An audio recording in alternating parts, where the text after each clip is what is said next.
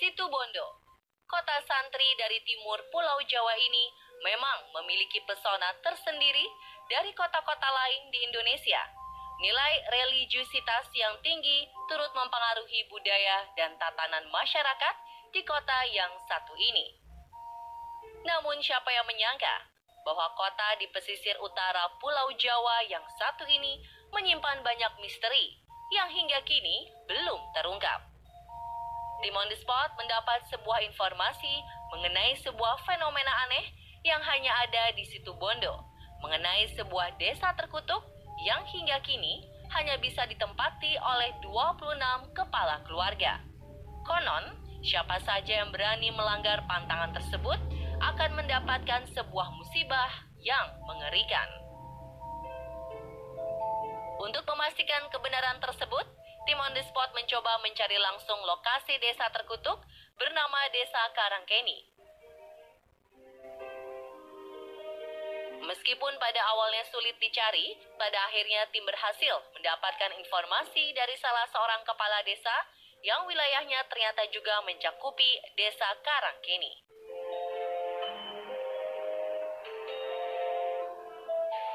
Assalamualaikum. Waalaikumsalam. Bapak, saya mau cari ini Pak, namanya Dusun Karangkeni. Kalau kata tadi beberapa warga, informasinya itu masih bagian dari dalam desa Olean ya. Iya. Nah, katanya dikunikan khusus 26 kakak Pak. Kalau ada yang 27 itu harus keluar. Emang betul begitu Pak? Ya, betul. Itu di Dusun Karangkeni itu memang terdiri dari 26 kakak, tidak boleh lebih gitu. Dan tidak boleh berkurang dari 26 kakak. Tapi tidak hanya itu, di tata ruang kecamatan Kota Situbondo itu ada 26 dusun sekecamatan Kota Situbondo. Ya. Kemudian selain daripada itu juga jumlah dusun, jumlah RT di desa ini juga ada 26 RT. Oh, jadi di Olean ini 26 RT, di tata kota ke seluruh Situbondo itu ada 26 dusun. Serba 26 berarti ya? Serba 26 ya. Nah, kalau desa Karangkeni-nya sendiri masih jauh dari sini, Pak? Ya, kurang lebih 3 kilo lah dari 3 kilo. desa. Oh, berarti ke arah sana ya? Ke arah barat kemudian ke utara. Oke, tinggal lurus aja nanti saya ketemu di sana. Iya. Oke, kalau itu saya ada ketua adat di sana. Oh, nanti saya bisa ketemu di sana. Baik, kalau gitu saya mohon izin untuk mencari informasi di sana ya, Pak. Iya, juga silakan. Terima kasih, Pak. Assalamualaikum. Oke, pemirsa, kita akan langsung menuju ke Dusun Karangkeni-nya.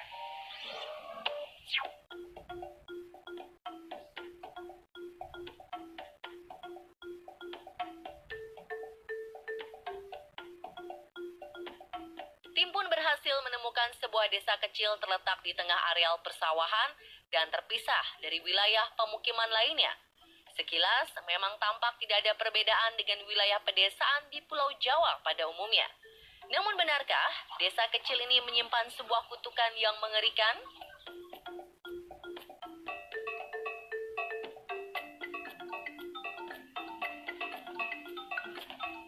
Assalamualaikum. Bapak bikin apa ini? Oh, kami mempersiapkan untuk acara festival topeng di Karangkeni. Karangkeni. Loh, ini berarti semua sudah masuk wilayah Karangkeni ya, Pak? Iya, Pak. Ini kan dari sana sampai sana Karangkeni semua. Oh, ini yang di tengah-tengah sawah ini ya? Iya. Nah, saya mau tanya nih, Pak. Kalau di Dusun Karangkeni ini memang benar ada pantangan hanya 26 kakak yang ninggal? Itu sudah diketahui banyak orang bilang gitu, Mas. Hah? Ya, dulu kan kami warga itu takut ya kalau misalnya ada tambahan-tambahan kakak gitu. Karena sering kejadian warga kami itu kalau ada pendatang tuh tiba-tiba ada yang meninggal. Oh. Atau mungkin juga pindah gitu, Mas. Iya, Dan itu iya. selalu terus gitu. Nah, untuk tanya asal usulnya saya bisa tanya ke siapa nih? Kami punya adat, ketua adatnya. Ada ketua adat Iya. di sini. Coba aja jangan ke sana aja. Oh, boleh minta tolong dianterin nggak, Pak? Bisa ya? Iya. Oh, siap. Ayo, mari kita. Beberapa cerita mengenai kesakralan desa ini kembali kami dengar. Mulai dari sumber mata air yang disakralkan warga, hingga beberapa peraturan yang melarang siapapun untuk sembarangan berburu binatang di kawasan desa ini. Jika pantangan tersebut dilanggar, akan berakibat fatal, bahkan berujung dengan kematian.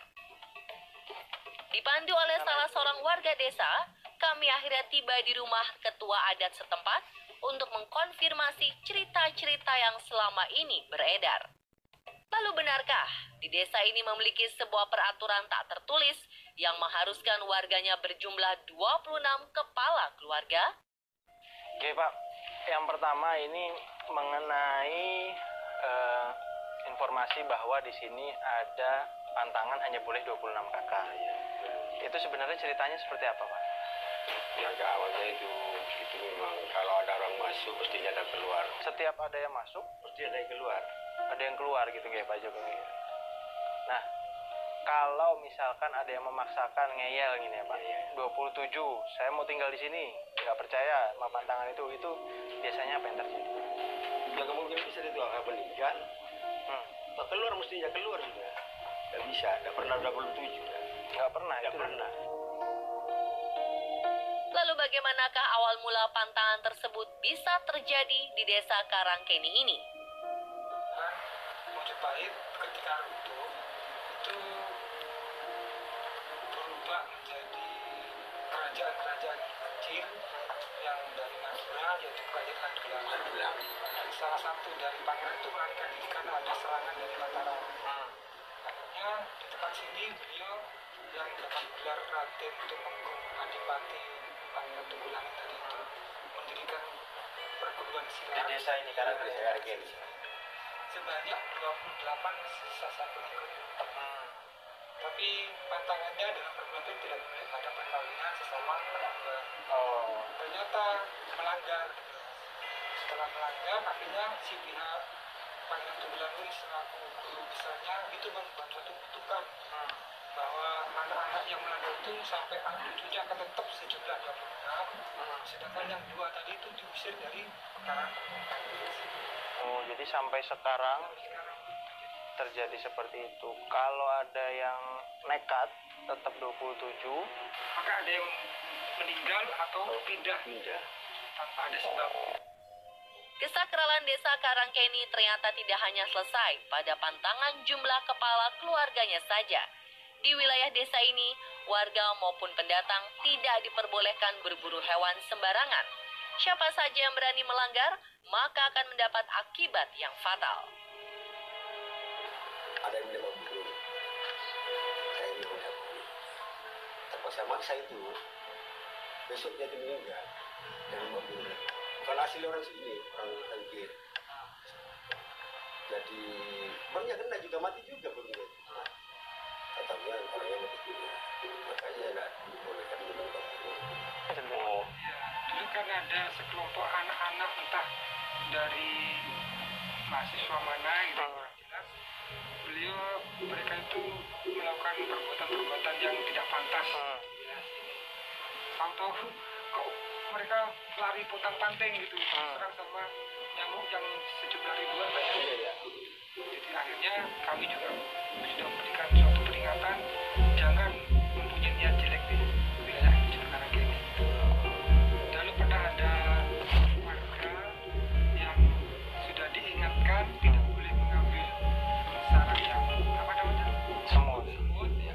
Tapi ternyata melanggar, akhirnya mukanya itu menjadi bengkak gitu, bengkak, tak tolong sama ketua adat, sama tukang adat, kemudian diberi air sumber itu disuruh basuh mukanya dan alhamdulillah.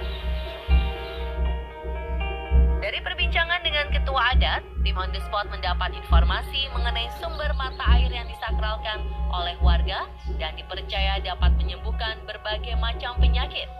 Areal di sekitar mata air pun sangat disakralkan, sehingga siapapun yang mendekati areal ini disarankan untuk tidak memiliki niatan buruk ataupun merusak lingkungan sekitar jika tidak ingin terjadi hal-hal yang tak diinginkan. Keunikan lain dari mata air yang satu ini adalah di saat kemarau, maka airnya akan kering dan tidak terlihat satupun bangkai ikan di dalamnya.